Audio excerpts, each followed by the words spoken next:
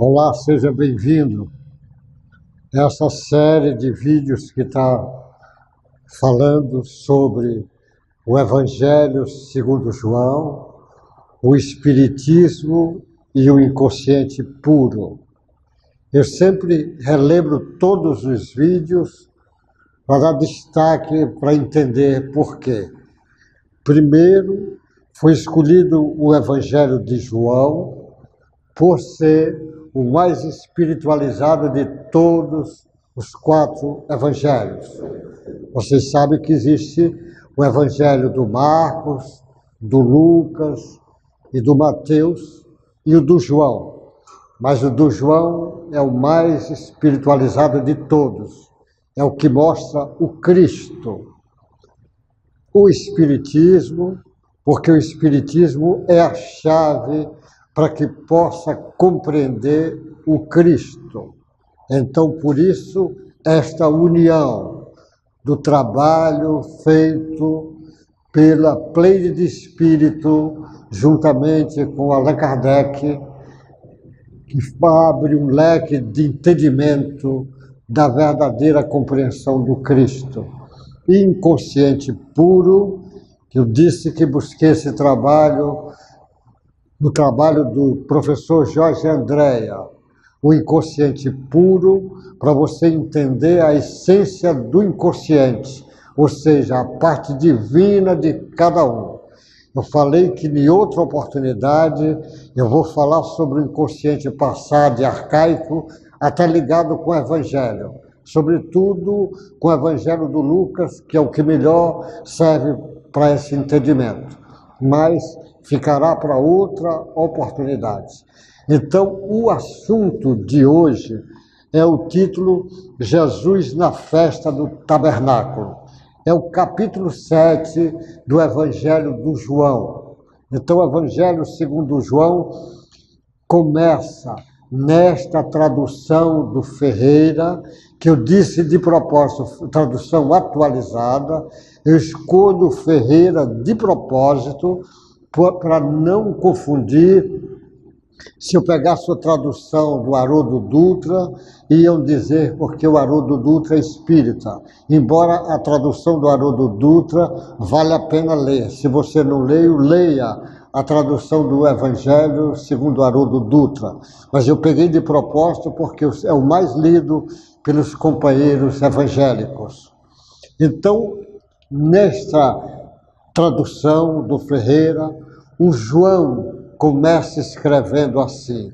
Ele começa nesse capítulo dizendo: a incredulidade dos irmãos de Jesus. E assim que ele começa.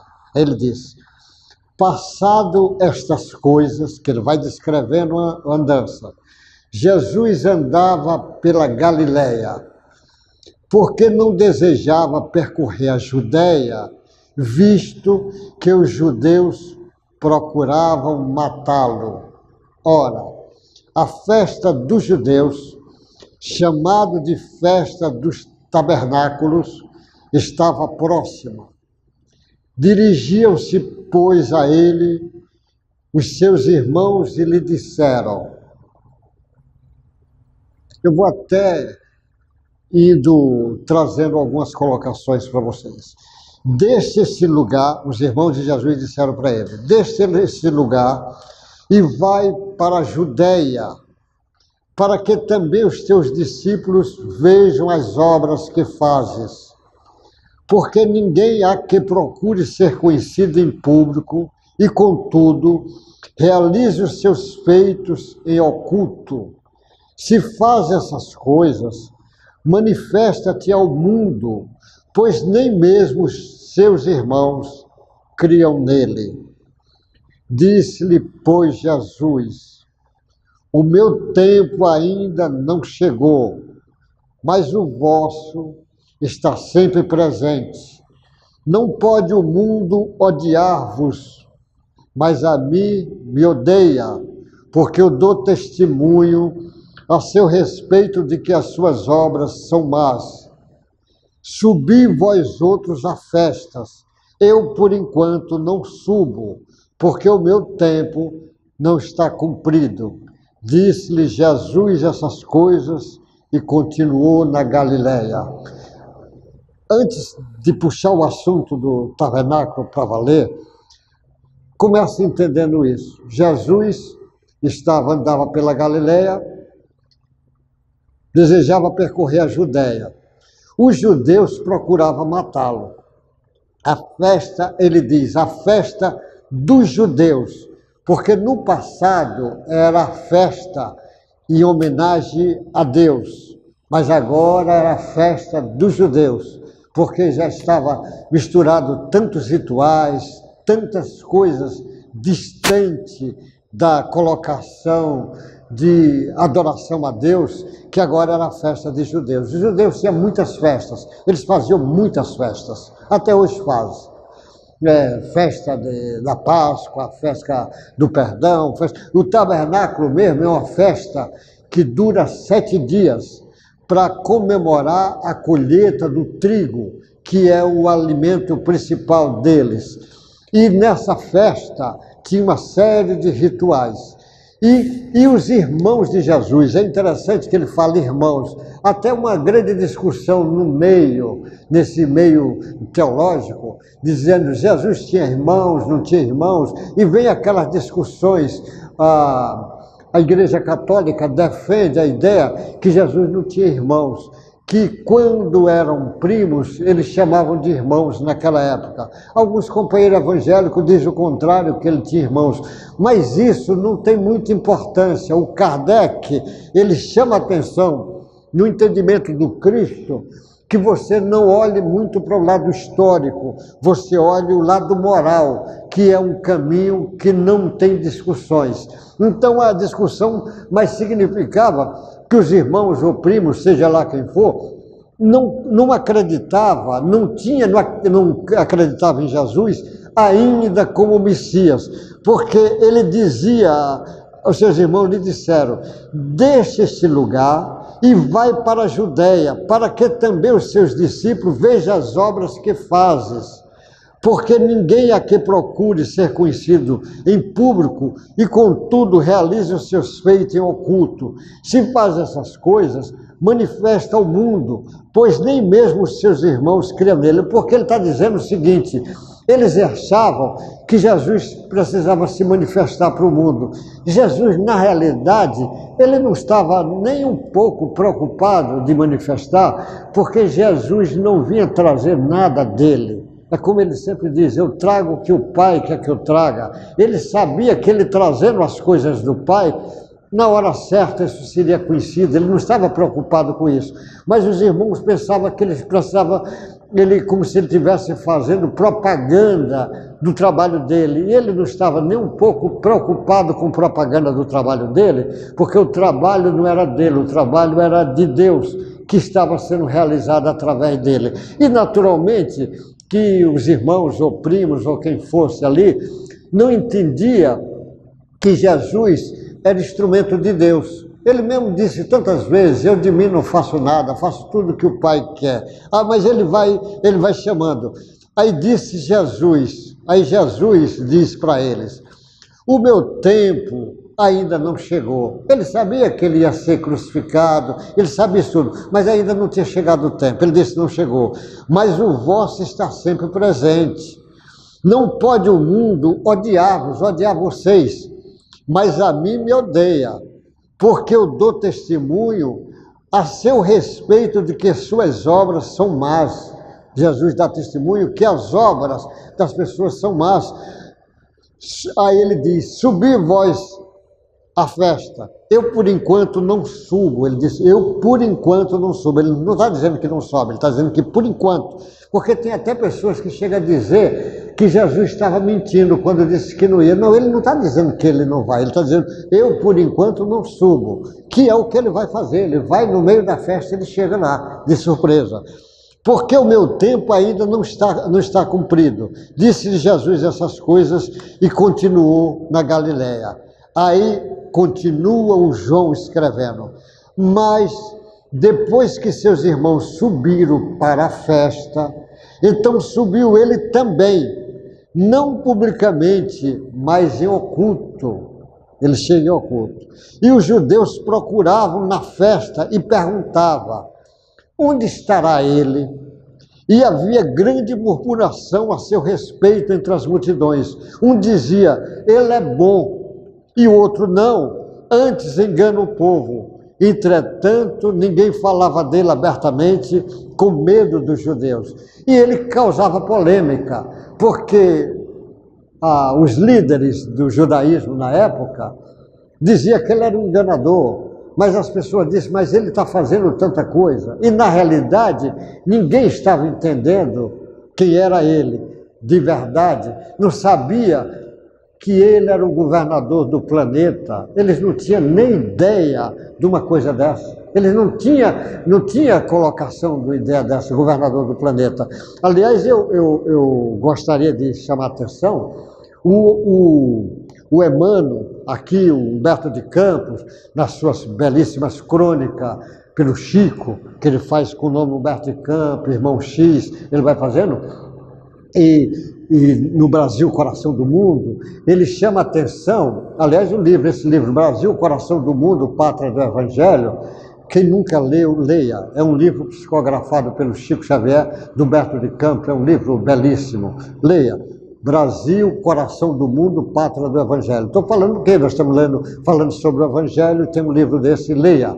Leia, é fácil de encontrar e vai até entender esse mundo político de uma forma bem interessante. Aí ele, nesses livros, e Humberto Campos e o Emmanuel, chama a atenção que Jesus é um governador planetário. Mas muitas pessoas não sabem que lá na revista espírita que o Allan Kardec deixou, tem uma revista espírita que ele vai tratar sobre desobsessão, que é o Samuel Hahnemann que vai ditar esse trabalho. E o Samuel Hahnemann é o organizador da homeopatia, que veio antes do Espiritismo. E o Hahnemann diz lá nessa comunicação, num pedaço da comunicação, ele diz assim, que o Espírito da Verdade, que não é nada mais, nada menos do que o nosso Senhor Jesus Cristo, ele diz, o diretor planetário. Então, às vezes, as pessoas pensam que a conversa é só aqui. Lá na França já existia esta conversa. Então, esses espíritos que estavam aí, ele não tinha ideia que Jesus é o diretor planetário. Ele não tinha ideia que Jesus ele estava bilhões de anos na frente de todos eles. Mas Jesus estava preparando o terreno que eles só iriam entender, muitos só iriam entender, quando depois da crucificação de Jesus, depois que ele ia aparecer para as pessoas, depois que ele faz aquela subida, eles só vão entender depois, mas na hora não entende. Aí, nesta caminho, aí o próprio João escreve assim, a controvérsia entre Jesus e os judeus. Aí ele diz, corria já no meio da festa, Jesus subiu ao templo e ensinava, estava no meio da festa, Jesus ensinava. E então os judeus se maravilharam e diziam, como sabe estas letras sem ter estudado? E as pessoas estavam impressionadas. Ele não estudou, como é que sabe isso? Respondeu-lhe Jesus, o meu ensino não é meu, é sim daquele que me enviou. Que as pessoas estavam impressionadas, como é? Ele diz, o ensino não é meu, é daquele que enviou. Aliás, aqui o Eurípides Bassanufo, no início, ele era católico, Eurípides Bassanufo, lá em Minas, ele dirigia a congregação São Vicente de Paula, ele era católico, e falaram do Espiritismo, e ele vai numa reunião, numa cidade próxima, e chegaram lá, ele senta lá para assistir a reunião, e ele diz assim, se eu soubesse, para ter certeza que é verdade isto, ele pensou, eu gostaria que um médium desse desse uma explicação para mim sobre o significado da frase bem-aventurados aflitos. E ele disse que ele estava lá e levantou um médium que era analfabeto. Levantou e fez um discurso sobre bem-aventurados aflitos. E quando terminou o discurso, disse: João Evangelista.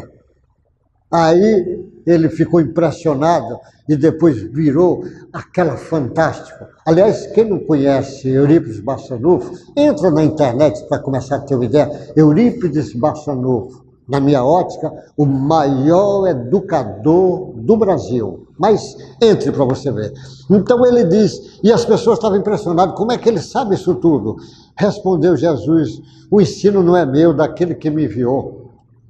Se alguém quiser fazer a vontade dele, conhecerá a respeito da doutrina, se ela é de Deus ou se eu falo de mim mesmo. Quem fala por si mesmo está procurando a sua própria glória. Mas o que procura a glória de quem o enviou, esse é verdadeiro e nele não há injustiça. Não vos deu Moisés a lei, contudo, ninguém dentre vós a observa. Por que procurais matar-me? Ele está dizendo, por que procura matar-me? Respondeu a multidão, tens demônio. Por que procura? Respondeu a multidão, tens demônio. Quem é que procura matar-te? Tinha vários, a multidão respondendo. Replicou Jesus, um só feito realizei e todos vós admirais. Pelo motivo de que Moisés vos deu a circuncisão, bem que não veio dele, mas dos patriarcas. Ele está dizendo que a história da circuncisão, fazer a operação Tafimose que os meninos judeus fazem com 8 dias, ele disse, não foi de Moisés, foi dos patriarcas, mas Moisés colocou aquilo como lei disciplinar do país. No sábado, circuncidai um homem, porque às vezes caía os 8 dias no sábado e as pessoas circuncidavam, fazia a circuncisão. E se o homem pode ser circuncidado em um dia de sábado, para que a lei de Moisés não seja violada, por que vós indignais contra mim pelo fato de eu ter curado no sábado ao todo homem? Não julgueis segundo a aparência, e sim pela reta justiça. Olha como é que Jesus está chamando a atenção deles, dizendo que eles estão fazendo o julgamento dele, mas na realidade ele faz, que chama a atenção porque ele está curando no sábado, e lá ele fez cura no sábado, e as pessoas ficam impressionadas. Ele diz, mas estão me condenando, que uma das maiores condenações de Jesus era porque ele curava no sábado e porque ele dizia que era filho de Deus. Isso era uma das coisas que mais impressionava. E na realidade, ele estava falando duas verdades. Primeiro, o sábado, como ele diz, o homem não foi feito, o sábado não foi feito, o homem não, ele pode fazer, não é o sábado para o homem para o sábado, como faziam confusão. Ele diz, não tem problema, e ele fazia mesmo para quebrar, porque na realidade existem as leis disciplinares. O Moisés era um chefe de Estado, ele tinha que fazer as leis disciplinares, e as leis disciplinares eram muitas. Até mesmo o sujeito mata, tem que também fazer ao mesmo troco. O sujeito roubava, antigamente o sujeito roubava um animal, um carneiro de alguém, e toda a família era punida. Até quando Moisés fez, não só é punido quem fez o erro, o crime, e não a família. Na época, foi um grande avanço as leis disciplinares de Moisés, um grande avanço. Mas as leis disciplinares de Moisés ainda estavam longe das leis morais que Jesus vinha trabalhar, porque Jesus vinha dar continuidade às leis morais que Moisés traz no Decálogo, mas ao mesmo tempo trazendo agora uma moral nova, ou seja, fazer com o próximo o que quer fazer com você mesmo. Ele traz essa lei. E isto causava um impacto nessa festa dos tabernáculos. Foi muito interessante o desenrolar, porque o João vai continuar descrevendo, que eu vou falar na próxima série, na próxima vídeo, em vez dessa 7A, vou falar na 7B, para que vocês possam entender o impacto, porque imagine, na festa, ali realizava todos os dias, Jesus chega no meio da festa, era 7 dias, ele chega, começa a causar um impacto na multidão, a multidão estava dividida, uns diziam que ele era um enganador, outros não, porque Jesus sempre chega causando controvérsia. E no último dia, o dia principal, Jesus vai falar para os judeus e causa um impacto imenso, porque essa festa dos tabernáculos é uma festa que ficou marcada. Então João marca, e aí com a compreensão espírita nós vamos entender, porque se Jesus ele veio acordar o inconsciente puro de cada um, imagine isto, Jesus... como eu falei, lembra que eu disse do trabalho do inconsciente? Eu disse, olha, nós temos o lado consciente, que nós temos consciência, quem somos, o que estamos fazendo e assim por diante, mas tem o lado inconsciente, que é aceito no mundo acadêmico. Essa discussão do inconsciente é uma discussão que o mundo acadêmico aceita, que vários percorreram esse caminho. Quem trouxe para o mundo acadêmico a discussão foi o Freud, mas outros já falavam nisso. Gustavo Guillet já falava disso, o Richer já falava disso, mas o Freud, com a visão materialista, ele trouxe. Só que o que ele chama de inconsciente é esse trabalho do Jorge André que eu gostaria de chamar a atenção. O Jorge André divide o inconsciente em 3 partes.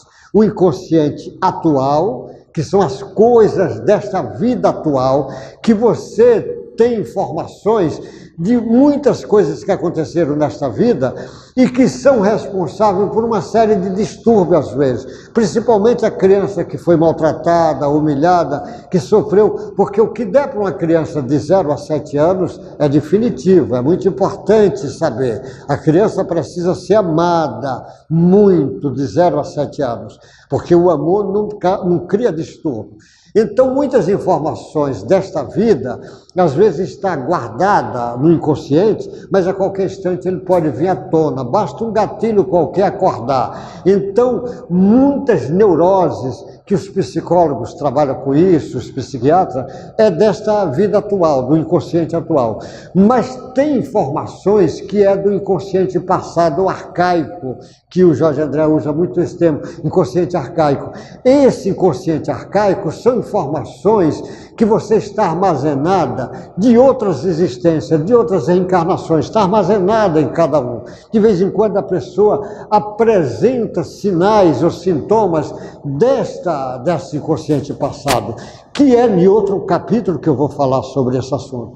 Mas o inconsciente puro, é esse que eu estou querendo chamar a atenção. O inconsciente puro é a parte divinal, que está em mim, está em você, está em todos os viventes da Terra. Todos os seres humanos têm isso com muita clareza. Agora, Jesus também tem, porque Jesus é filho de Deus, mas você também é filho de Deus, eu e todos nós. Então, Jesus, quando o Evangelho de João traz o inconsciente puro de Jesus para mostrar. Você conhecendo o inconsciente puro de Jesus, você conhece o seu inconsciente puro.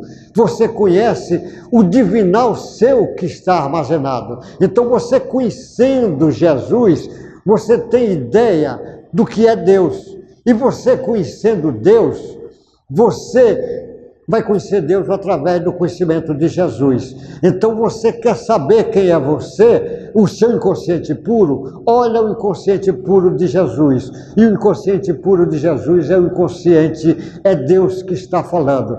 Então Jesus, ele veio acordar o inconsciente puro de cada um. Ou seja, veio acordar as possibilidades divinas do ser humano. Então o Evangelho de João mostra isto com clareza. Jesus veio acordar e quando você acorda, você vai segui-lo. Porque ele diz, aquele que escutar minha voz, segue-me. Então Jesus, ele veio acordar as possibilidades divinas que está em você. Na hora que as tuas possibilidades divinas acordar, nunca mais você é o mesmo. Eu sempre coloco assim, Jesus é como se fosse um sino que toca e acorda os outros sinos, ressoa. Então Jesus, ele vai acordar. Tem pessoas que acordaram na época dele, tem outros que acordaram depois, tem gente que vai acordar agora. E quando acorda, na hora que você acordar, você também vai acordar outros, porque as possibilidades tuas são imensas. Então, nós vamos encontrar no outro capítulo, no 7b, eu vou falar ainda da festa do tabernáculo, mas por enquanto fica isto para você entender. Jesus, ele mostra para nós o potencial do nosso inconsciente puro. E o potencial do nosso inconsciente puro é Deus que está em nós. Na hora que acordar, você vai ficar acordado o tempo todo. Por isso que o Espiritismo fala que ele veio para relembrar o ensinamento de Jesus. E na hora que relembrar, numa ótica que o Espiritismo traz, nunca mais você será o mesmo. Então esses assuntos vamos ainda voltar, mas por enquanto fica para tuas reflexões, as possibilidades divinas que tem você. Acredite no teu potencial, é imenso, porque se você entende Jesus, entende Deus.